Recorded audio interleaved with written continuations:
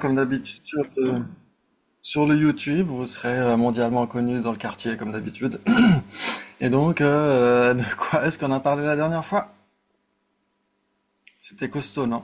Tu avais parlé de la différence entre les cognitions, avec les facteurs mentaux, les perceptions, etc. Oui, Les uns qui englobaient les autres. oui, Cognition, esprit, c'est synonyme, c'est global. Enfin, c'est le terme oui. qui comprend plusieurs choses. Exactement. On peut dire que cognition, c'est vraiment le thème la notion la plus vaste, ouais, dans tout ce qui relève de la psychologie, l'épistémologie. C'est le plus vaste. Ça veut dire que quand on étudie l'auric, quand on étudie les divisions septuples, tripartites, bipartites, etc., c'est toujours des divisions des cognitions. Ouais. Quand on dit par exemple une perception directe, c'est quoi la définition? Libre de conceptualisation, cognition, libre de conceptualisation et non erronée. Exactement, bravo. Une cognition libre de conceptualisation et non erronée. Ça veut dire que une perception directe, c'est pas nécessairement une conscience visuelle. Ça peut être un facteur mental associé à cette conscience. Ça peut être le facteur mental de sensation, d'identification, etc. C'est aussi une perception directe, ouais. Les facteurs mentaux là, qui sont associés à cette perception directe, c'est obligatoirement les facteurs omniprésents et déterminants, ou est-ce que les autres, les vertueux, les non-vertueux, en font aussi partie?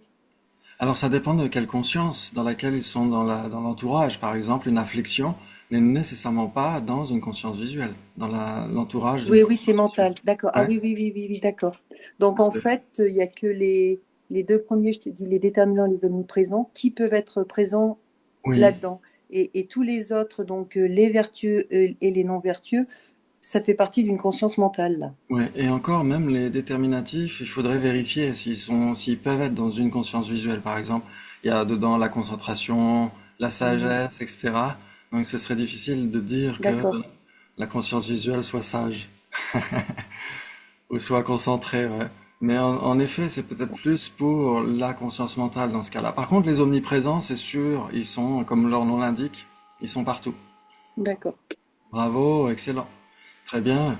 Et les vertueux, normalement, en effet, on devrait pouvoir les trouver uniquement dans la conscience mentale aussi. Ouais. Les 11 vertueux. Très Vraiment, bien. Alors bien sûr, on peut dire que dans la conscience visuelle, il y a une absence d'attachement. Ouais, dans la conscience visuelle, il n'y a pas d'affliction dans la conscience visuelle, donc il y a le non-attachement. Mais le non-attachement n'est pas qu'une simple absence, c'est un facteur mental de détachement. Donc c'est pourquoi il doit résider dans la conscience mentale et pas dans les consciences sensorielles. Mais, mais regarde, la conscience auditive, quand toi tu écoutes un morceau de musique ou n'importe qui, d'ailleurs, qui te plaît, il y a bien un attachement malgré tout.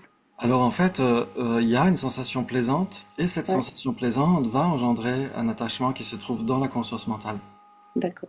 Ouais, tout très bien.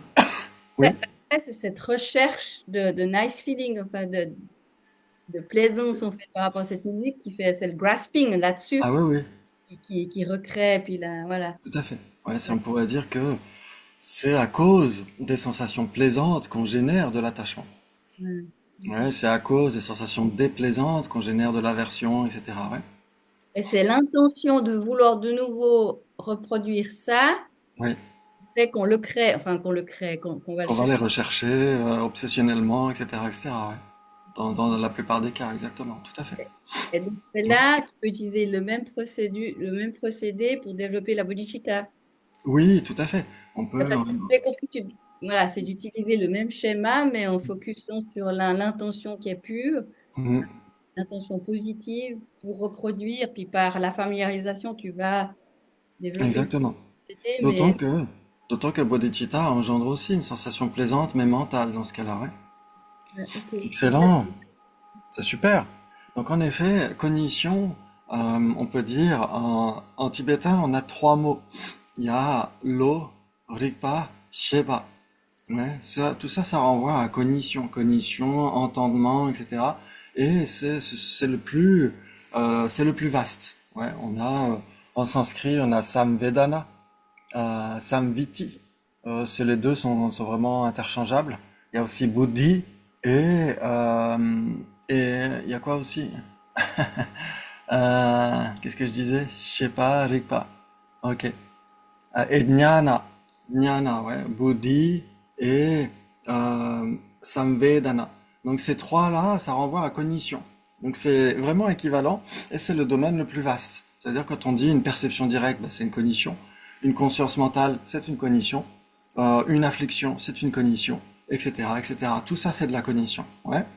Et parmi les cognitions, il y a des cognitions qui sont des consciences principales et il y en a qui sont des facteurs mentaux. Ouais, donc quand on dit par exemple une perception directe ou une cognition inférentielle, tout ça, une cognition inférentielle n'est pas que la conscience mentale elle-même. Ça peut être un facteur mental associé à cette conscience mentale. Ouais. Et donc ça c'est cognition, donc c'est l'élément le plus vaste. Et comme on a dit, c'est divisé en deux. Alors il y a plusieurs divisions bipartites que vous connaissez déjà. Il y a les erronées, non erronées, cognition valide, non valide, etc., etc. Il y a aussi les cognitions sensorielles et cognitions mentales. Ouais. Et donc on avait dit la dernière fois la définition d'une cognition mentale, c'était quoi? C'est une cognition dont la faculté dominante est une faculté mentale. Exactement. C'est une Tu cognition qui m'entends? est... Oui, oui, On oui, tout m'entend à fait. plus. Si, si, Allô, c'est allô? fini. Moi, en tout Ah, cas, je c'est pas chante, je possible. sais pas si Vali ou Christine, mais normalement, moi, Ah, oui. c'est, ouais, Allô? pour moi, c'est terrible aujourd'hui. J'ai pas de. Ça fait, il y a des bruits, il y a des trucs. Je sais pas, la connexion est pas terrible. D'accord. Allô? Il y a des bruits Oui. de fond, là, des espèces d'échos bizarres, quoi. Ah ouais, d'accord. Chez moi, ça va très bien aujourd'hui, c'est bizarre. Ok. Donc oui, en effet, Sabine, tu es figée. Euh, Bon, ça va revenir. Ça Peut-être. va revenir. Oui, sûrement. Oui. Allô? Ouais, super. Oui, je reviens. Elle l'a gardé Bravo. en permanence. Donc, en effet, c'était la bonne définition. C'était une cognition qui est produite en dépendance de sa propre condition dominante non commune, une faculté mentale. Ouais, c'est ça une cognition mentale. Et une cognition mentale peut être soit une conscience mentale, une conscience principale, soit un facteur mental associé à cette conscience principale. C'est ça une cognition mentale en général, ouais. Ouais, ça vous parle? Ça Mm. peut Oui, être un facteur mental de sensation associé, par exemple, on a un bon souvenir, un souvenir d'enfance, un bon souvenir. À ce moment-là, on a une sensation plaisante. Cette sensation est aussi une cognition mentale. Mm. Très bien, bravo, bravo. Et donc c'est là où ensuite on a une distinction entre mental et cognition mentale. Ouais, dans le texte de Racine, il dit qu'il y a quatre possibilités entre yi et yishe. Yi, ça veut dire mental, ou manas en sanskrit. Manas, mental, conscience et esprit sont équivalents. Conscience, ça veut dire conscience principale. Ouais, esprit, ça veut dire esprit principal. Et mental, ça veut dire mental principal. Ouais, par opposition aux facteurs mentaux. Ouais, ça vous parle? oui, oui, oui. Très bien. Donc quand on dit mental, mental, ça veut dire l'une des six consciences. Quand on Enfin, dit un mental, ça veut dire soit une conscience sensorielle, donc un mental sensoriel, soit un mental mental, une une conscience conscience, mentale. c'est une conscience principale mentale, c'est ça? Exactement, bravo. C'est tout à fait ça. Et donc c'est là où on avait fait un débat, on avait dit combien de possibilités entre mental et conscience mentale. T'as pas dit 4 là, il y a 2 minutes? Ouais, mais là, C'est ça. il y a 2 minutes, c'était entre mental et cognition mentale. Ah, d'accord. Là, c'était entre quoi? Et là, Je c'est pense qu'il entre y a, mental et conscience mentale. bah, Entre mental mais il y et a trois possibilités. bah Parce c'est pas que, parce c'est qu'elle est, Trois oui, vas-y. possibilités parce que, par exemple, la base commune, parce ce serait que quoi? quand c'est une conscience principale, c'est mental, mais quand c'est mental, c'est pas forcément une conscience principale parce qu'il y a aussi les facteurs mentaux. Non, parce Alors, qu'il y a les consciences sensorielles surtout. Les consciences oui, sensuelles. Ok, enfin c'est bref, plutôt oui. ça. Exactement. Ouais, Ça veut ok, dire ok, oui.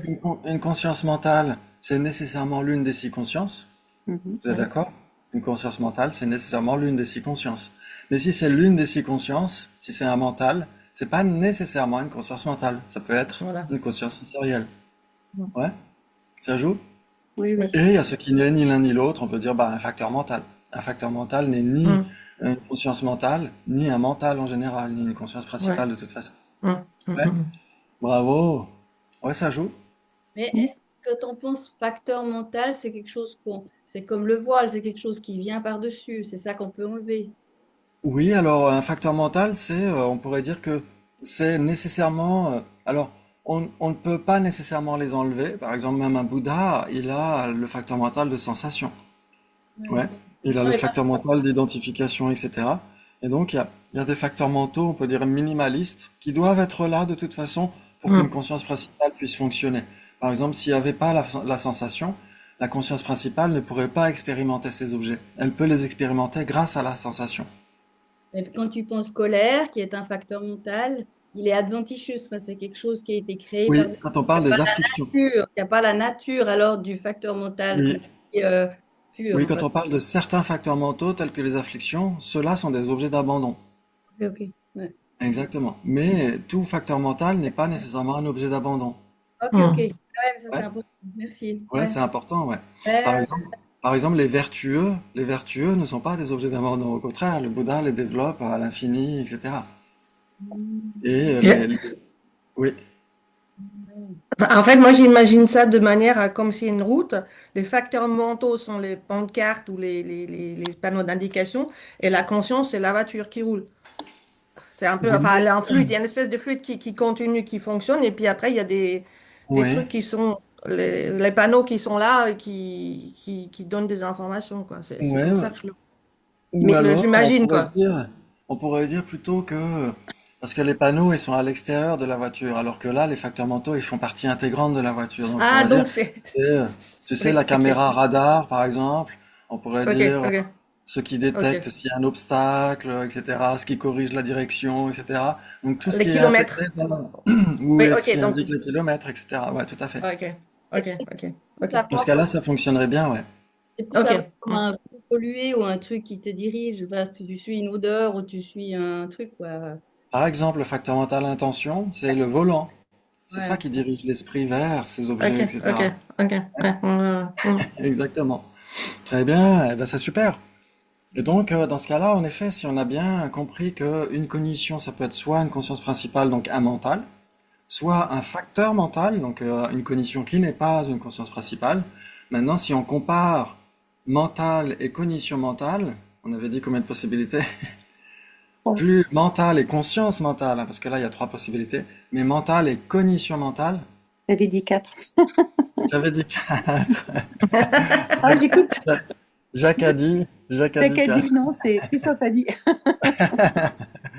Donc Oui, parce qu'il 4, y a les ça veut dire... facteurs mentaux dedans.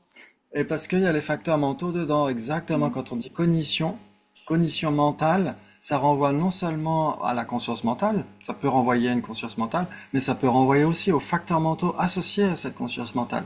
Donc c'est plus vaste. Et donc mhm. si c'est plus vaste, en général, ça peut indiquer quelque chose qui relève de plus de possibilités que 3. Très bien. Donc les bases communes entre mental et cognition mentale, ce serait quoi, comme dit le texte? Alors le texte, on était obligé de le corriger parce qu'il y avait quelque chose d'un petit peu tremblant dans la traduction. Mais en anglais aussi, d'ailleurs, j'ai vérifié. En anglais, ils disent aussi direct perceiver. Bah, Et donc ça joue pas. la conscience mentale, c'est la base commune, non? Alors oui, exactement, on pourrait dire exactement, tout à fait. C'est tout à fait ça. La conscience mentale, c'est une base commune entre un mental, donc une conscience principale, et une cognition mentale, puisque la conscience mentale est une cognition et qui est née en dépendance de sa propre condition dominante non commune, une faculté mentale. Donc c'est une cognition mentale et c'est un mental puisque c'est une conscience principale. Voilà la conscience mentale. Tout le monde est d'accord pour dire que la conscience mentale, c'est l'une des 6 consciences principales?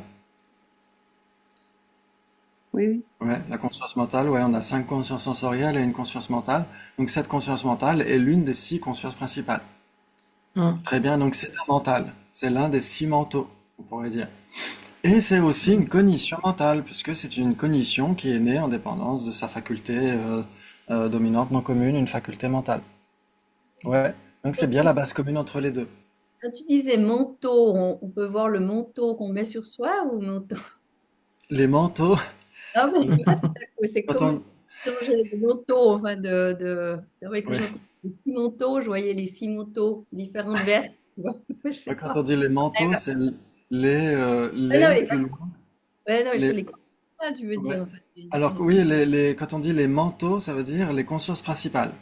choses principales. Ok, mais tout à Ouais, coup, je voyais, tu vois, visuellement, j'ai vu des manteaux, des habits. ouais. Des Ouais, fois, c'est on peut voir le fromage, les mentales. Ah, mais chez moi, j'ai le pays du gruyère. Exactement, Et les mentales aussi. c'est pas le même fromage. Non. Ouais. Donc en effet, quand on dit un mental, c'est nécessairement une conscience principale, ouais. Très bien. Et donc la conscience mentale est une conscience principale. Et c'est aussi une cognition mentale. Ouais. Très bien. Donc c'est la base commune. Bravo. Et donc en effet, dans le texte, même en anglais d'ailleurs, il disait toute perception sensorielle ah oui, c'est pas la base commune. Dans ce cas-là, c'est ce qui est A mais pas B. Ouais, mais en effet, on va le corriger. C'est pas grave. Donc maintenant, si on dit ce qui est A et pas B, ce qui est un mental, mais pas une cognition mentale, c'est quoi?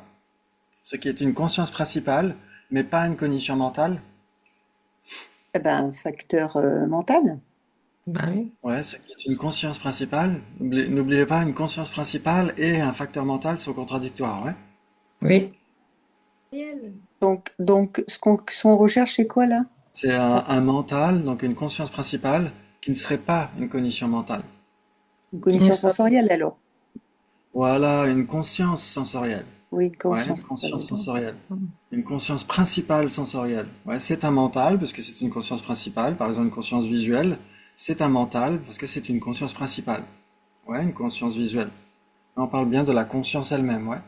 Pas des cognitions les facteurs mentaux qui sont associés à cette conscience, ouais.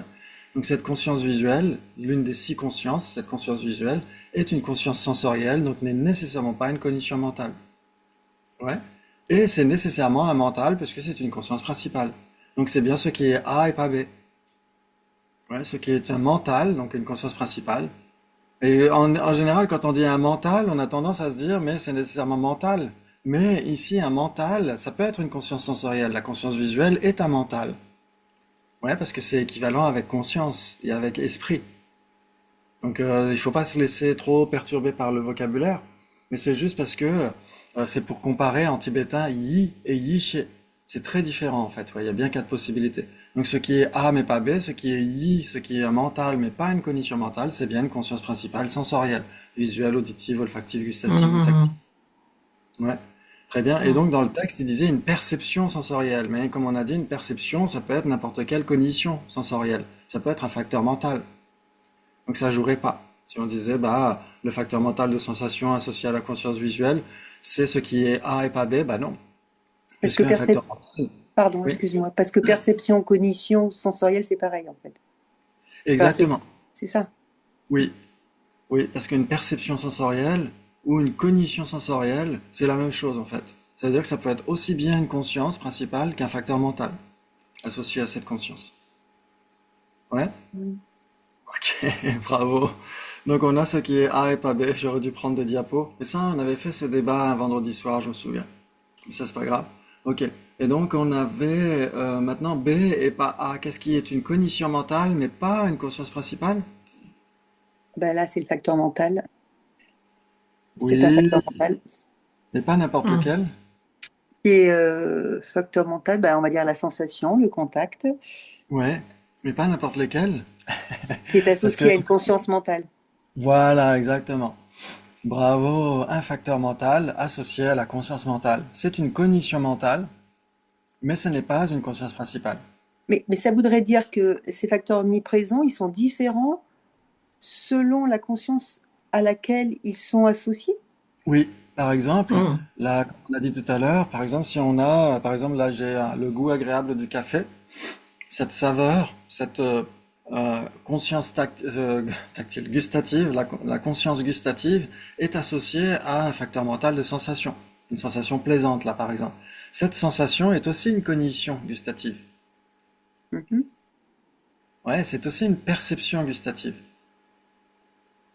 Ouais, mais ce n'est pas une conscience principale, ce n'est pas un mental. Parce qu'elle est conceptuelle, c'est ça que tu veux dire.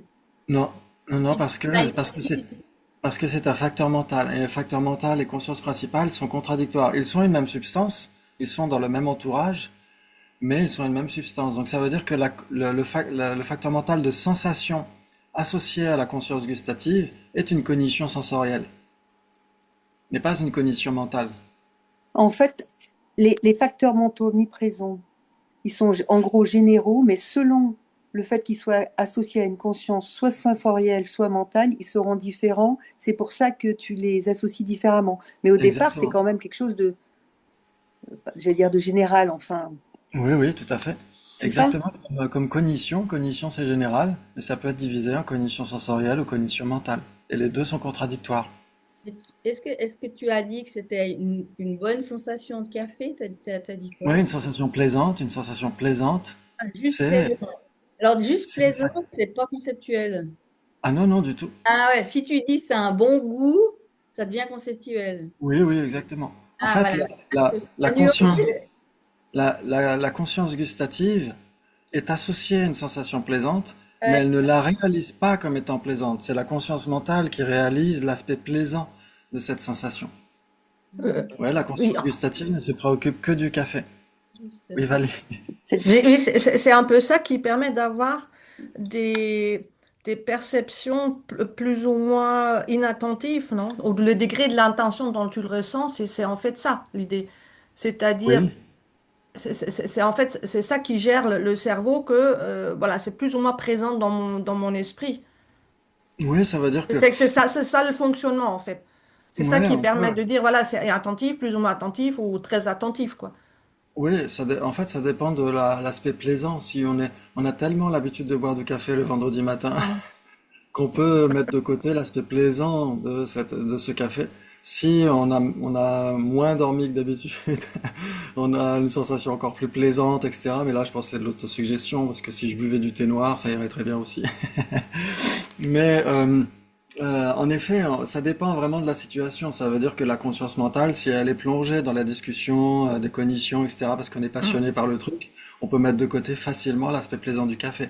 Mais si on a besoin d'un exemple, une illustration pour illustrer notre propos, dans ce cas-là, on va être plus attentif à cette sensation. Mhm. Mais Mhm. les consciences, elles peuvent se focus seulement sur une particularité, en fait. Oui, en effet, et Écoute une musique, vraiment, tu vas pas sentir le goût de ton café. Enfin, c'est. oui, et ça alterne. Il y a un balayage en neurosciences. Il parle de ça. Il parle d'un balayage. Ça veut dire que les consciences, en fait, elles balayent l'objet. Et donc, elles peuvent le préciser, etc., etc. Donc, il y a un petit peu ça dans ce qui se passe dans le cerveau, etc. Mais en effet, en tout cas, la conscience mentale, elle peut osciller entre un stimuli sensoriel et un autre. Ouais. Mhm. Mhm. Ok. Et donc, nous, on a l'impression que c'est en même temps, mais par exemple, on est sur un super film, on regarde un super Agatha Christie ou un super. Il y a très bien, il y a un très bon à couteau tiré qui a sorti sur Netflix dernièrement.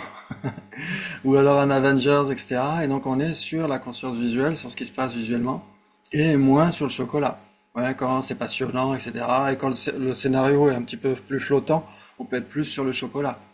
Donc la conscience mentale, elle va vraiment osciller entre un stimulus sensoriel et un autre. Ouais. Ah, ça Nous, on a explique. l'impression. Si elle est plus flottante, ça veut aussi dire que quelquefois tu te sens un peu mal par rapport à ce que tu vois, donc tu as envie d'avoir une nice feeling, donc comment dire, Oui, ou alors tu tu vas aller décroches. chercher quelque chose qu'elle sait qui te fait plaisir en fait. Oui, ou alors tu décroches un peu du scénario parce que tu vois que c'est un petit peu, Mm. voilà, que ça aurait pu se passer autrement, etc. Mais qu'il y a une incohérence dans le scénario, etc. Pas des Agatha Christie parce que ça c'est en général bien Ah bah, ciselé. Mais quand c'est un Avengers ou un autre truc, des fois il y a des scénarios un petit peu, Mhm. enfin, voilà.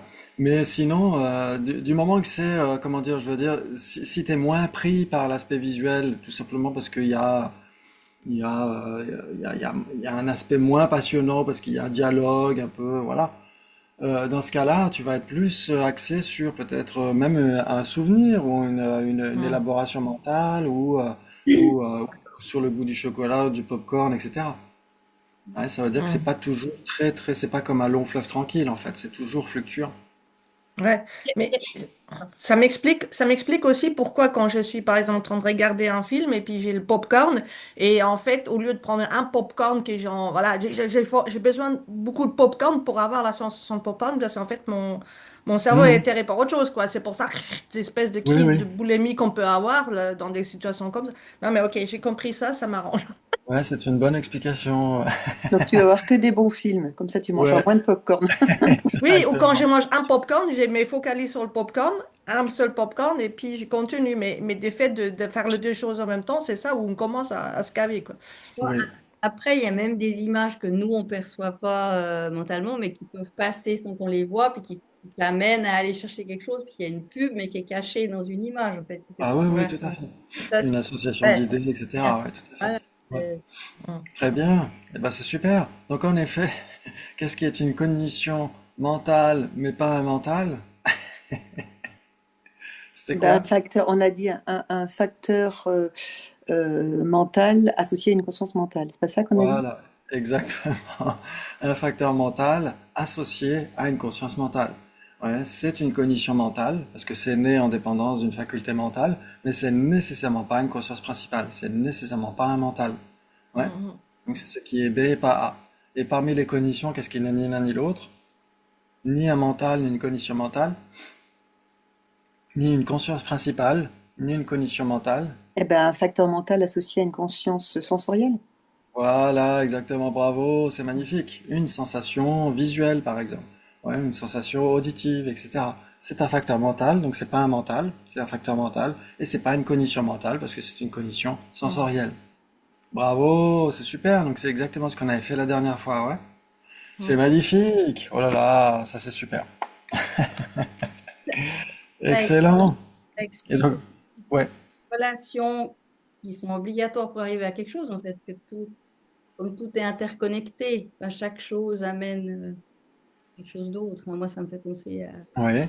de neige, tu vois, que rien n'existe de son propre côté, dans le sens où chaque truc que tu sens a toujours ses causes. Et, Ah oui, oui, tout à fait. Exactement. Donc les causes peuvent être très différentes parce qu'il y a les cognitions mentales justement qui sont nées en dépendance de facultés mentales et les cognitions sensorielles sont nées en dépendance de facultés physiques. Donc elles sont très différentes à ce titre-là, par exemple. Ouais. Mm. et si tu les as pas, si t'as pas d'objet déjà à observer, ça joue pas non plus, quoi. Il faut l'objet, enfin, il faut tout ça, ouais, les facultés. Oui, il faut aussi la condition objectale, etc. Ouais, tout à fait. Ouais, tout à fait. Bravo, et ben c'est super. Très bien. Et ensuite, on avait commencé à parler aussi de ce débat. Hum, voyons voir. Ah oui, dans le texte Racine, page 192, et ensuite l'explication. Donc il y avait de la même façon, il existe quatre possibilités entre une cognition conceptuelle qui appréhende un pot et une cognition conceptuelle qui réalise un pot. Ah Mm. ah! Donc appréhender et réaliser sont deux choses différentes. Oui. Ouais, ça on l'avait fait aussi un vendredi soir, j'en souviens, quand on avait fait les débats sur l'Auric. Et donc appréhender et réaliser sont deux choses différentes. Par exemple, une cognition inattentive, elle appréhende un objet, non? Mm. Mm. Elle les réalise Mais pas. elle ne le réalise pas. Ouais. On Et n'est pas donc là, obligé bien d'avoir sûr. l'intention. C'était pas Pardon? obligé d'avoir l'intention pour réaliser quelque chose aussi. Oui, il y a besoin d'une intention et peut-être même aussi une familiarisation Ouais. et un intérêt aussi, je crois. C'est ce que dit Acharya Kamalashila dans le Tattva Samgraha Panjika. Ouais, il dit Nahi Anubhava Matra Deva Nishchayo Bhavati. Il dit ce n'est pas simplement parce qu'on a l'expérience d'un objet qu'on le réalise. Ouais. Nishchaya, Nishchaya, ça veut dire réaliser ou certifier. Et donc, en effet, ensuite, je crois, dans le texte, il y a la mention de trois points en particulier. Il faut qu'il y ait une intention, il faut qu'il y ait une familiarisation, il faut que l'objet nous soit familier, et il faut qu'il y ait un intérêt particulier. En effet, sinon, ça passe sous le radar. Ouais, comme la sensation plaisante du café, ça va passer sous le radar parce qu'on est occupé à autre chose. C'est le même principe, ouais. Ça, c'est une des premières choses qu'on a appris par rapport avant les quatre nobles vérités. Il faut avoir ce wish to get liberation, enfin, il faut avoir ce vœu profond Oui, d'atteindre l'éveil pour pouvoir trouver déjà un guide et tout ça. Si tu n'as pas ce oui, désir profond, oui, exactement. Oui. Et Et même cette, oui, pardon. je vais dire, pardon, excuse-moi, je t'ai coupé encore. Et même cette familiarisation, comme tu disais tout à l'heure, à force de lire et d'élire ou d'entendre des choses et des choses, on prend conscience on réalise des choses qu'on n'avait pas réalisées alors qu'on lit la même chose depuis des temps et des temps, où on t'entend depuis des temps et des temps.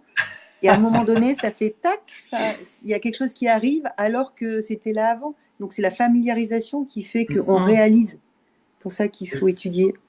Exactement. C'est tout à fait ça. Ça veut dire que l'objet doit se clarifier, clarifier, clarifier, mais lui, il n'y peut rien. C'est notre façon à nous de l'appréhender qui doit changer. Lui, il reste à peu près le même. Enfin, il change, bien sûr. Enfin, ça dépend quel type d'objet. Et si on dit, par exemple, les renaissances, le karma, etc., tout ça, ça reste là quelque part. Et ça ne dépend que de nous de le réaliser tel que c'est ou pas. Ouais, les quatre nobles vérités, la vacuité, tout ça, c'est pareil, ouais. En effet. Donc ça demande une familiarisation encore, encore et encore, ouais. C'est obligatoire, ouais. Pas faire autrement. Bravo, et ben c'est tout à fait ça. Ok, donc en effet, appréhender, ça veut dire il faut appréhender un objet, etc. Encore, encore et encore, jusqu'à vraiment le réaliser. Et c'est ce que dit aussi dans un transcrit des enseignements de Geshe Dreyfus sur la voie médiane, qui avait été donné à Vajrayogini, je crois, il y a longtemps. Et là, s'il n'est plus publié, ce transcrit, mais vraiment super. Et il dit que même si on comprend pas le vocabulaire, on comprend pas les notions, les raisonnements, etc., au moins de les garder à l'esprit. Parce qu'il dit sinon, tant qu'on ne comprend pas un objet, on va le laisser tomber, on va pas le garder à l'esprit. C'est comme si on se disait, tant qu'on n'a pas la sagesse issue de la réflexion, ça sert à rien d'avoir la sagesse issue de l'écoute. Et donc, en effet, il faut d'abord avoir la sagesse issue de l'écoute, donc entendre, lire, etc., du vocabulaire, même si ça nous semble un peu rébarbatif. Et grâce à la sagesse issue de la réflexion, on comprend ce qu'on a gardé à l'esprit. Mais si on ne garde rien à l'esprit parce qu'on ne le comprend pas, il n'y a aucune chance un jour de le comprendre. Ouais, c'est la même chose Et c'est avec vraiment intéressant ce qu'il dit, oui. la même chose avec le Sutra du cœur, de lire et relire et relire. Enfin, je veux dire, Oui, oui, ça oui, tout à fait. Même Mais si on ne le c'était, comprend pas. confiance aussi que le sens va sortir. Quoi.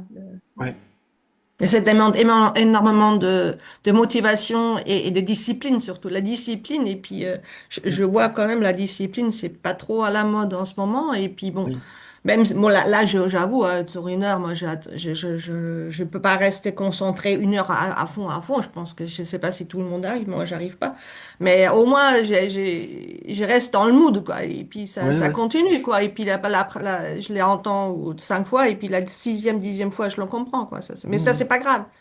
Mais exactement. cette discipline-là, je trouve que ça, c'est plus du tout dans la Oui, mentalité, quoi. C'est tout à vraiment fait. dommage, quoi. Exactement, parce que il y a les écrans, il y a la facilité, on appuie sur un bouton, on a une pizza dans 15 minutes, etc. Et tout est facile, donc les aspects les plus difficiles sont mis de côté assez facilement, Hein. ouais. Donc Bah, en moi, effet, il y je a me plus rends. Hmm. hmm, Moi, je de me rends compte, discipline. maintenant, la logique, c'est 30 secondes, hein. C'est 30 secondes parce que c'est les gens qui scrollent, c'est 30 secondes. Et moi, j'arrive plus à avoir avec mes élèves, 30 secondes. Après, il faut que je arrête ma phrase. Après, il faut que j'arrête les explications. Il faut que je pose une question ou je fais Hmm. autre chose. Mais 30 secondes maintenant. Ouais, ouais. Ouais, c'est pour ça que ce serait bien de faire en sorte que les enfants soient pas trop plongés dans les écrans et Ouais, ouais, ouais. puissent retarder autant que possible l'accès aux écrans Malheureusement, et surtout aux réseaux sociaux, ouais. malheureusement, quand tu vas dans les transports publics, disons que c'est montrer l'exemple. Hein. Je crois que Hmm. si t'es deux dans une rame ou un truc, pas avoir le téléphone dans la main. Ouais, Donc un tout à gamin fait. déjà petit, s'il voit ça tout le temps, la première chose qu'il veut, c'est avoir aussi ça. Exactement. Tout à fait. Hmm. Ouais. Après, tu peux être concentré sur un écran, mais il faut pas scroller, c'est tout. En fait, tu peux. Enfin, Oui, oui, oui, oui, bien sûr. il y a des choses différentes. Regarde, Oui, c'est sûr. Oui, ça dépend. On Ce est que tu devant un regardes. écran. même au niveau de. Enfin, moi, je joue pas, mais je sais que au niveau des jeux de guerre ou n'importe quoi, ils ont une capacité de concentration. On les utilise maintenant Hmm. pour les drones, etc. Donc, ils ont une capacité de concentration. Elle n'est pas forcément à bon escient, mais ils sont capables de se concentrer. C'est le fait de tout le temps tourner, de changer qui pose Oui, problème. tout à fait. Oui, Oui, tout parce à que fait, je suis ça d'accord. Oui, oui. ça donne certaines stratégies, etc. Certains jeux qui donnent certaines stratégies, ça permet Mm. de planifier des trucs, etc. Mais en effet, idéalement, ce serait d'avoir ça, ce type d'essayer de trouver des stratégies, d'être plus malin, entre guillemets, mais aussi de savoir se concentrer. Idéalement, c'est Mhm. d'avoir les deux. Mais c'est vrai que c'est soit l'un, soit l'autre. C'est ça qui est un peu dommage. Oui. Mais en tout cas, oui, en effet, ça nécessite d'y revenir encore et encore. C'est d'ailleurs pour ça que nous, on y revient, hein. Le débat qu'on a fait la dernière fois, on l'a refait aujourd'hui, parce que c'est pas toujours évident en une seule fois de le comprendre. Et donc là, c'est pareil, entre la cognition conceptuelle qui appréhende un objet et celle qui le réalise, c'est deux choses différentes. Donc, par exemple, Latine Poche dit la généralité de sens de Poe doit apparaître à toute cognition conceptuelle qui appréhende Poe, mais pas nécessairement à une cognition conceptuelle qui réalise Poe. Ça veut dire quoi? Ça veut dire que ici, on parle de cognition, de réalisation explicite et de réalisation implicite. Ouais. Une réalisation explicite, c'est quand l'objet est réalisé tout en apparaissant à la conscience qui le réalise. Et une réalisation implicite, l'objet est réalisé sans lui apparaître. Mhm. Par le mot. Oui, ça veut dire que, par exemple, bah, quand on fait un jeu de mots, quand on plaisante avec quelqu'un, quand on fait de l'ironie, par exemple, ouais, si on dit, je sais pas, quelqu'un qui est un pote qui est pas de très bonne humeur, on lui dit, tiens, t'as la banane aujourd'hui. Et donc, en effet, que réalise la personne? Le trait d'humour qu'on lui fait. Mais qu'est-ce qui lui apparaît? La phrase qu'on dit. Donc ça veut dire que quand on ironise, quand on dit ah t'as la banane aujourd'hui, ce qui apparaît n'est pas du tout ce qui est réalisé. Mais attends, je comprends pas. Dans une réalisation, tu peux avoir une double réalisation. Elle peut être implicite ou explicite. Il y a nécessairement les deux. Voilà. Il y a Et, nécessairement et, les deux. et je comprends pas l'association avec objet que tu appréhendes et objet de réalisation. Je vois pas Ouais. Ça veut dire par exemple, l'association en fait. Enfin, ouais. Si on pense à peau, oui, non seulement peau, si on dit par exemple, tiens, cette chose est un pot car c'est bulbeux à fond plat capable d'opérer la fonction de contenir du liquide, on va dire ok, donc ça c'est un pot. Et donc non seulement on l'appréhende, mais aussi on le réalise. C'est les deux. On le réalise et on l'appréhende. On le réalise parce qu'on comprend ce que c'est et on l'appréhende parce qu'on pense à peau. Ouais. Mais si, alors après il y a des débats par rapport à ça. Si par exemple on dit bulbeux à fond plat capable d'opérer la fonction de contenir un liquide, pour certains maîtres, on va réaliser Poe implicitement, parce qu'on réalise explicitement sa définition. Et on va réaliser implicitement le definiendum. Et pour d'autres maîtres, je crois que pour Yonzin Polwuchok, je crois, quand on réalise explicitement l'un, on réalise explicitement l'autre. Mais il y a des débats là-dessus. Ouais. Donc Ah oui, parce normalement, qu'il y en a qui... oui, si on dit par exemple non non po, l'opposé de non po. Si on dit non non po, ouais, si on dit par exemple cette tasse n'est pas un pot, tout va bien, c'est un non pot. Ouais. Mais si par exemple on dit le non non pot ou l'opposé de ce qui n'est pas un pot, qu'est-ce qu'on comprend? un pot. Exactement. Or, dans ce cas-là, pot n'est pas appréhendé. Parce que ce qui est appréhendé, c'est C'est l'opposé de non implicite pot. là, c'est ça? Exactement. On réalise pot implicitement et explicitement, on réalise l'opposé de non pot. Ouais. Il va falloir revenir. Ouais, c'est pas évident, hein. Mais en effet, dès l'instant où il y a une réalisation explicite, il y a nécessairement une réalisation implicite. Il y C'est-à-dire a que, combien de ouais. possibilités entre négation et implicite? Est-ce que la implicite est toujours une négation? Alors, pas nécessairement, parce que par exemple, dans le trait d'humour qu'on fait, quand on dit tiens, t'as la banane, en réalité, la personne comprend que tiens, aujourd'hui tu t'es levé du pied gauche, etc., etc. Ouais, donc en réalité, oui, la personne comprend le contraire de ce qu'on lui dit parce que elle comprend qu'on emploie un trait d'humour, un trait d'ironie. D'accord. Peut-être, pas Alors nécessairement. si c'est notre pote, hein, si c'est là dans le contexte, quand c'est un pote qui te connaît bien, il sait que dès que tu dis un truc, voilà, quand c'est un pote, quand c'est quelqu'un qui te connaît bien, ouais. On peut pas blaguer avec n'importe qui, surtout et n'importe quoi. Mhm. Vraiment dans un contexte particulier. Ouais. Et donc dans ce cas-là, ça fonctionne parce que la personne te connaît bien, elle sait que tu es en train de plaisanter. Mm. Mais sinon, ouais, sinon ça jouerait pas. Donc en effet, on pourrait dire que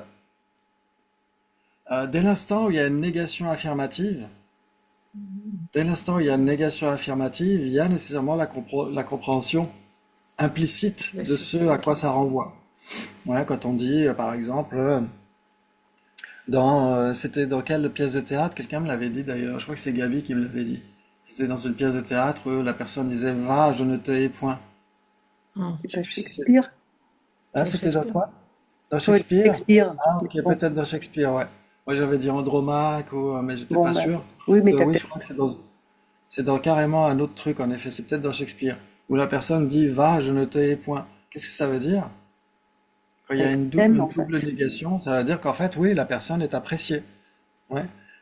Et donc, en effet, quand il y a une double négation, donc quand c'est une négation affirmative, s'il y a une double négation, il y a nécessairement quelque chose d'implicite qui est réalisé. Mais s'il y a quelque chose d'implicite qui est réalisé, je suis pas sûr qu'il y ait nécessairement une négation. Ok.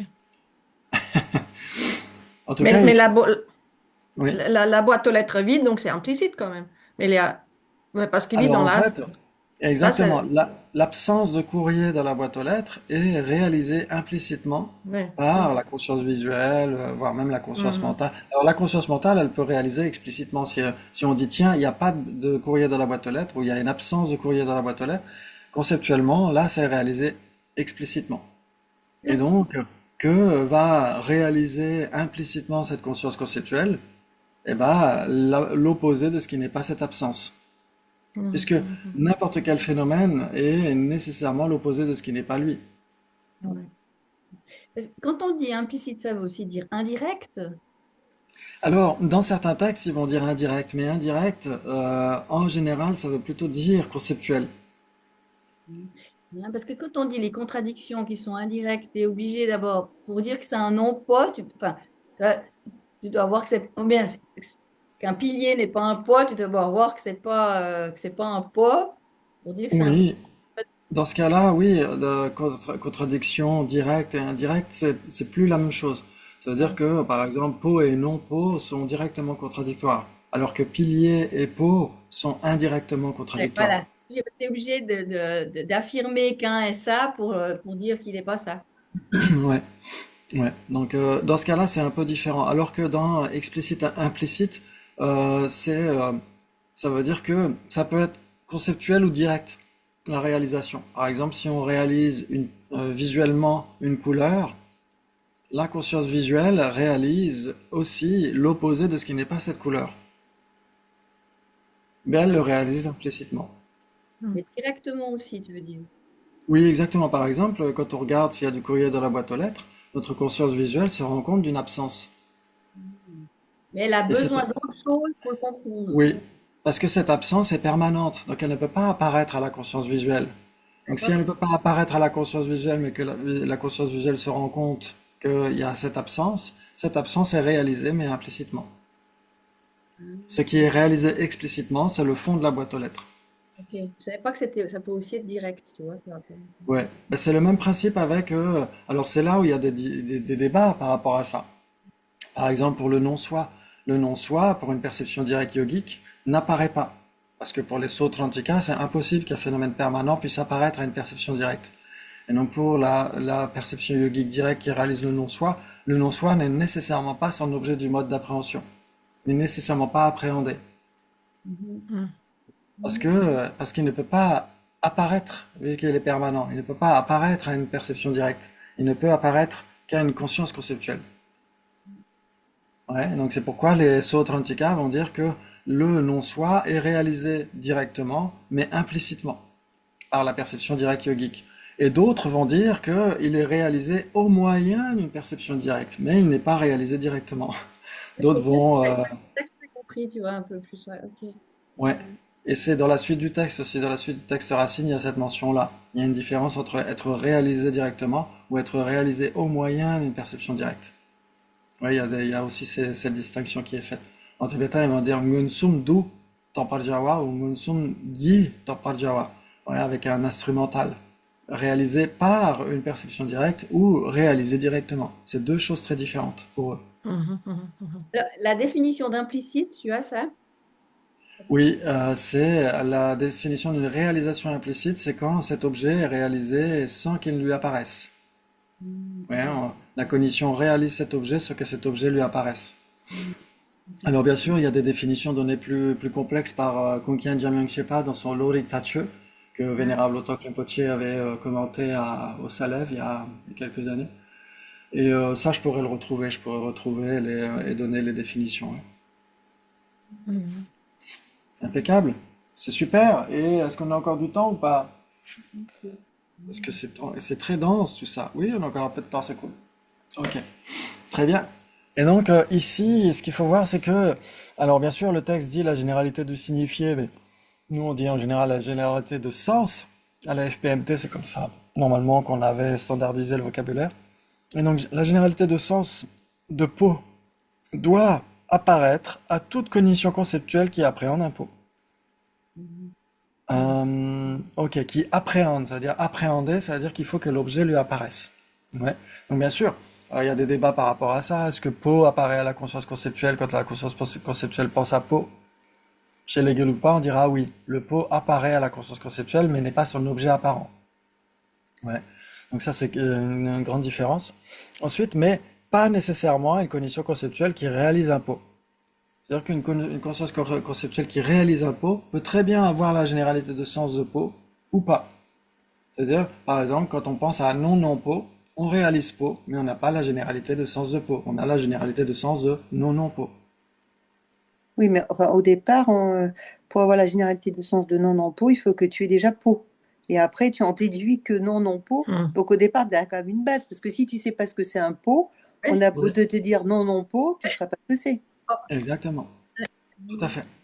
Ouais, donc c'est pour ça que, en général, de toute façon, pour réaliser pot, il faut savoir ce qu'est pot. De toute façon, qu'on le réalise implicitement ou explicitement. Nécessairement, oui, il faut réaliser que c'est bulbeux à fond plat, capable d'opérer la fonction de conduire un liquide, etc. Ouais. Et tout à fait. Ouais. Parce que là, en effet, quand on parle de réaliser, ça veut dire comprendre, certifier, etc. Ouais. Si on ne sait pas ce que veut dire, par exemple, Boompa, si on dit Boompa, est-ce que même si on dit l'opposé de ce qui n'est pas Boompa, est-ce que vous réalisez Boompa pour autant? Non. Non, Non. alors que pour le tibétain, ça veut dire peau. En fait, ça veut dire aiguière en réalité, mais c'est pas grave, on dit peau en général. Très bien. Ok, donc une pensée qui appréhende peau est à la fois une cognition conceptuelle qui appréhende peau et une cognition conceptuelle qui réalise peau. Voilà, une pensée qui appréhende peau. Oui, alors après, une pensée qui appréhende peau, on pourrait dire une pensée qui réalise peau tout en l'appréhendant. Parce que si on pense peau, par exemple, alors qu'on ne parle pas le français, bah exactement comme Boompa. Boompa, votre conscience conceptuelle appréhende Boompa, mais ne réalise pas Boompa. Ouais. Donc dans ce cas-là, on peut débattre sur l'explication ici, mais c'est pas grave, c'est une explication un peu, comment dire, qui permet de comprendre les choses assez facilement. Une question, quand tu dis réaliser, c'est knowing en anglais, ou bien to know, c'est ça To realize. parce que la différence entre to know et to Oui, realize. Et quoi, know, c'est aussi quelque chose logiquement que la oui, réalité. Non? Enfin, je sais pas, exactement. parce qu'un Parce que, par exemple, la définition d'objet, par exemple, c'était quoi la définition d'objet? l'object, là, tu veux Ce qui est dire. Oui, compris par une conscience, ce qui est oui, oui, réalisé ce par qui, une Qui conscience. est, qui est fit to be an object of awareness. C'est ce qui est, ouais. oui, ok. On fait le Donc, ménage, ouais, ouais, voilà. Ouais. ce qui est connu par une conscience, ouais, ouais. Il y a aussi le Rigpa Jawa. Le Rigpa Jawa, en effet, c'est la définition de connaissable. Et il y a aussi la définition de donc ça, c'est la définition d'objet. Et il y a la définition de connaissable, c'est le yul de Jaronwa. C'est ce qui est approprié pour être un objet d'entendement. Ah, voilà. Ouais. Et il y a la définition d'objet, c'est connu par l'entendement. Connu. That which is known by an awareness. known by an awareness. Et donc dans ce cas-là, ça veut dire quoi? Ça veut dire que connu ou réalisé, ça doit être équivalent. Ouais. Par exemple, corne de lapin n'est pas connu par une conscience. On ne peut connaître que ce qui existe. Ouais, donc connaître, comprendre, réaliser, certifier, il y a d'autres équivalents, mais en tout cas ils sont tous équivalents. Ouais. Identifier, alors identifier ça peut poser question parce qu'il y a le facteur mental d'identification qui peut être distordu, ouais, dans une cognition fausse par exemple. Il y a l'identification, mais dans ce cas-là elle est fausse. Mais quand on dit identifier dans le sens identifier correctement, certifier, comprendre, réaliser, tout ça c'est équivalent.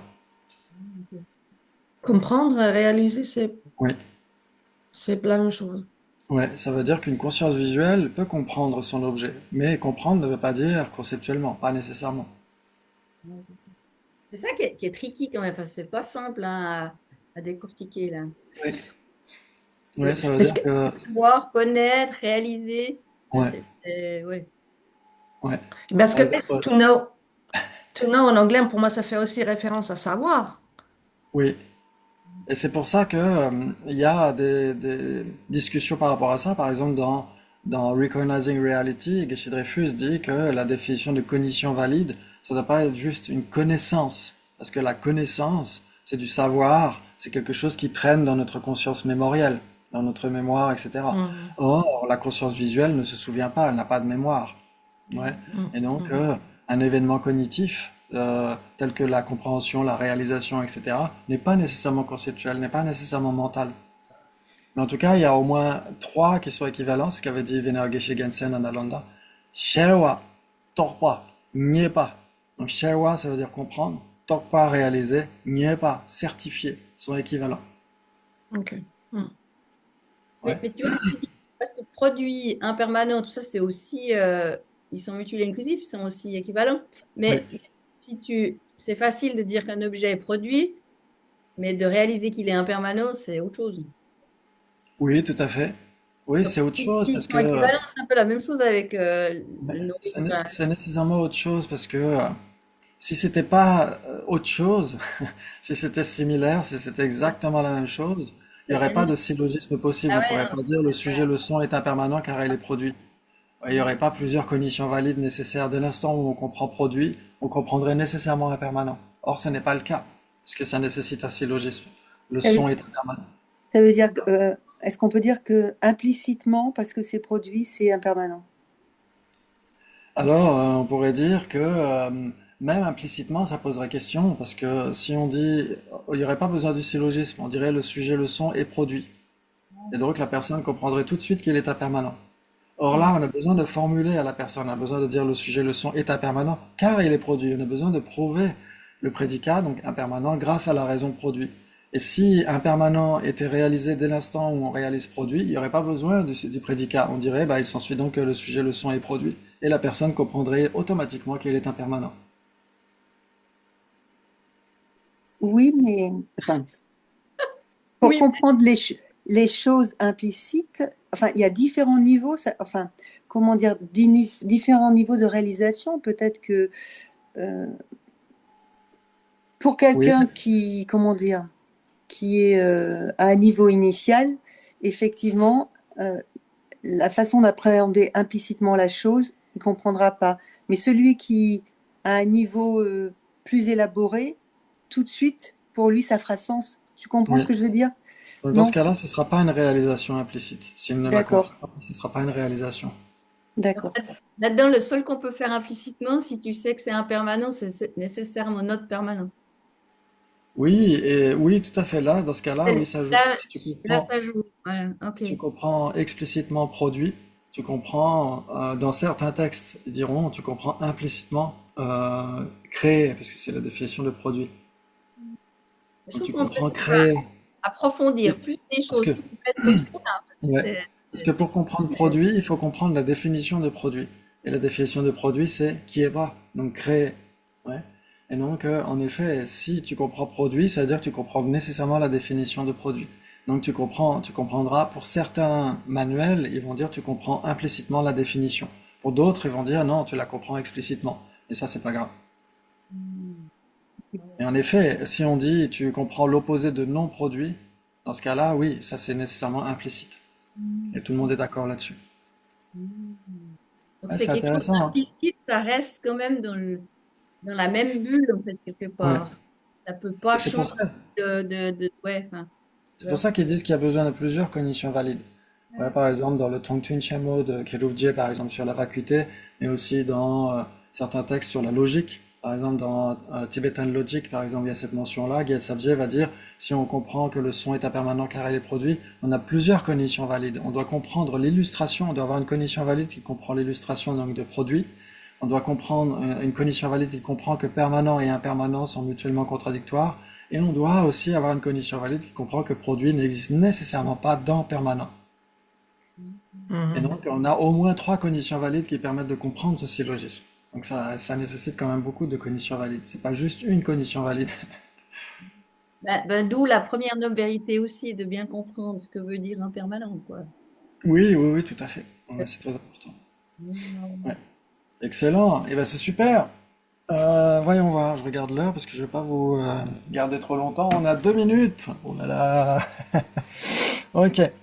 Donc, on a dit en effet, donc si on dit une pensée qui appréhende explicitement, on pourrait dire Po, et qui le réalise, est à la fois une cognition conceptuelle qui appréhende Po et une cognition conceptuelle qui réalise Po. Ouais, si c'est une conscience qui comprend la définition de Po, tout va bien. Ensuite, une cognition conceptuelle qui appréhende l'opposé de non-Po, réalise Po, mais ne l'appréhende pas. Ouais, c'est ce qu'on disait. Si on dit Mhm. l'opposé de non-po, explicitement, on a à l'esprit la généralité de sens opposé de non-po, mais qu'est-ce qu'on comprend implicitement po, tout simplement, parce que qu'est-ce qui est l'opposé de non-po? Il n'y a que po qui soit cela. Très bien. Et donc, cela est dû au fait que la généralité de sens de po n'apparaît pas à une telle cognition, tandis que la généralité de sens de l'opposé de non-po lui apparaît. Pourtant, cette cognition réalise po.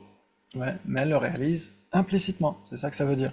Ensuite, c'est facile. Le numéro 3, une supposition correcte qui appréhende un pot est un exemple de cognition qui appréhende le pot mais ne le réalise pas, puisque les suppositions correctes ne réalisent pas leurs objets. C'est facile. Mhm.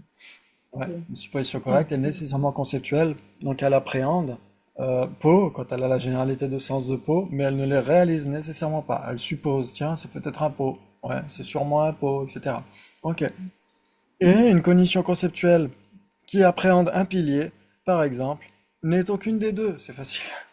Ni n'appréhende pas, ni ne le réalise, puisqu'elle est en train d'appréhender et de réaliser un pilier. Mhm. C'est facile, non? Ça me parle quand tu dis supposition correcte ne réalise pas son objet, d'où l'importance d'étudier les textes et puis de faire des raisonnements, en fait. Sinon, on fait que Oui, des suppositions que exactement. c'est On peut dire que difficile on à dire. commence, dans le meilleur des cas, on commence avec des suppositions correctes. Quand on reçoit des enseignements, etc., on suppose correctement, on se dit, bah, puisque c'est notre maître qui l'a dit, on se dit, bah, Jacques a dit, a dit. Et donc on se dit, voilà, on suppose correctement qu'il dit la vérité, etc. Parce qu'il est censé ne pas mentir et qu'il est censé être de bonne foi, qu'il est censé avoir étudié, etc., etc. Et donc, en effet, on se dit, voilà, il est certainement possible qu'il y ait les quatre nobles vérités, que la libération existe, que l'éveil existe, etc. Mais dans le meilleur des cas, ce ne sont que des suppositions correctes. C'est intéressant, j'avais jamais posé Exactement. comme ça, tu vois. Ouais, Ouais. ouais, tout à fait. Donc on est en accord avec la réalité, mais on ne réalise pas encore cette réalité. Encore faut-il raisonner, etc. Donc ça, c'est très très important. C'est quoi dans ce cas-là la différence entre une croyance et une supposition correcte? Là, Alors, ça devient un peu. Il y en Ça a se une qui est mélange quand un peu même là. basée sur des faits, pas l'autre. oui, la croyance, c'est pas automatiquement basé sur les faits. C'est pas nécessairement factuellement concordant. Par exemple, la croyance La Terre est je sais plate. pas, que la Terre est plate, exactement. Ou la croyance que, je sais pas moi, les sacrifices animaux permettent de la Oui, oui, libération oui, du oui. soleil, Mais, etc. mais à un moment donné, moi, je crois qu'il est 4 heures parce que, ou j'ai une supposition correcte, là, il y a des moments où c'est limite, non? Oui. Enfin, ça se mélange, Après, hein. Il y a des moments où ça se mélange quand même. ouais, la différence entre une croyance, alors une supposition correcte, on pourrait dire c'est une croyance juste qui est nécessairement juste. Ouais, c'est juste une croyance. On croit ce qu'on nous Voilà, dit, c'est ça. etc. Ok, On ouais, croit c'est en bien effet, ça, oui. etc. Ok. Mais par contre, ça doit être juste parce qu'une supposition est correcte. Ouais, elle doit être Hmm. factuellement concordante. Alors que toute croyance ne l'est pas. Oui, oui. On pourrait dire trois possibilités. Ok. Impeccable. Et ben c'était super. Donc on a fait au moins la page 192. Waouh, c'est magnifique. Excellent. Et puis ensuite on verra. Alors il n'y a plus grand-chose dans le texte, hein, donc je pense qu'on aura fini prochainement. Je sais pas combien de temps ça va encore durer. Mais ouais, il y a encore pas mal de pages, alors que le texte Racine, lui, a vraiment qu'une page. On a presque fini.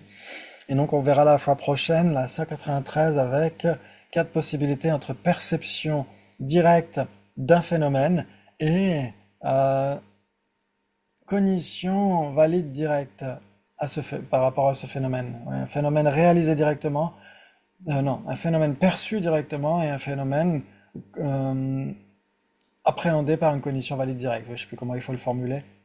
Donc on verra cette différence-là. Donc quatre possibilités. Ok, d'accord. Donc vous pouvez réfléchir à ça pour la fois prochaine. Merci beaucoup, c'était un immense plaisir. Et ce soir, à 20 heures, les débats pour la suite des révisions. On est en train de réviser les causes. Et là, en ce moment-là, on parle de substances. Même substance simultanée, même type de substance. On va essayer de revenir là-dessus. Merci beaucoup, c'était un immense plaisir. Merci. Prenez bien soin de vous, pour le bien de tous Merci. les êtres. Merci. Merci. Bonne journée. Ciao, ciao.